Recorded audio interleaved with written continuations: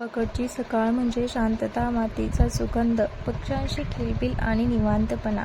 शहरात राहिला पण मन मात्र गावाकडचं. शांत सकाळ रमले. आमच्या घरामागे नारळाची झाडे, लिंबोणीचे झाड, आवळ्याचे झाड अशी बरेच झाडे आहेत. फुलांचे असे निसर्गरम्य वातावरणात खूप छान वाटते. इकडे पप्पांचे मोठ्या भावाचे काम चालू होते. मी तर पुण्यामध्ये असले तर लवकर उठत पण नाही, पण इकडे गावी सगळेच लवकर उठतात व कामे करून घेतात. आज माझे मिस्टर आणि माझी सासरकडची फॅमिली येणार होती घरी. इकडे माहेरी मग इकडे चुलीवरची चिकनची भाजी, चुलीवरची भाकरी असा जेवणाचा बेत होता. मला तर कधी चूल पेटवायची सवय पण नाही, पण आज ट्राय केलं. आजी मला सांगत होती असं करायचं तसं करायचं. ही शेवटची पिढी अशी असणार आहे. साधी बोळी सगळे आवरले पटापट. सर्वांनी जेवण केले. मग मी आवरून निघाले परत रिटर्न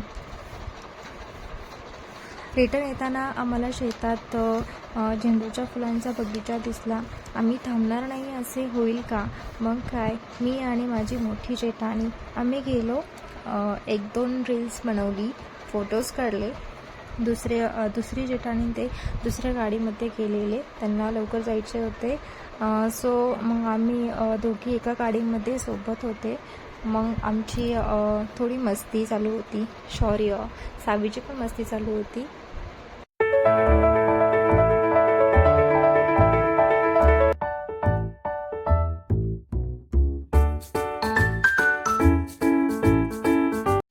आता आम्ही घरी आलेलो. आता वाजले होते संध्याकाळचे 6:30.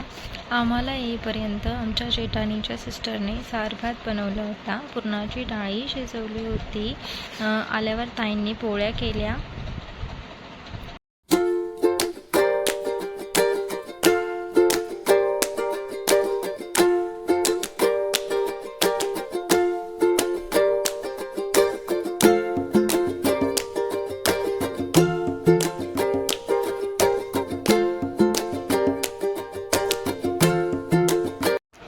या आंबे खायला. मी आज आमरस बनवणार आहे.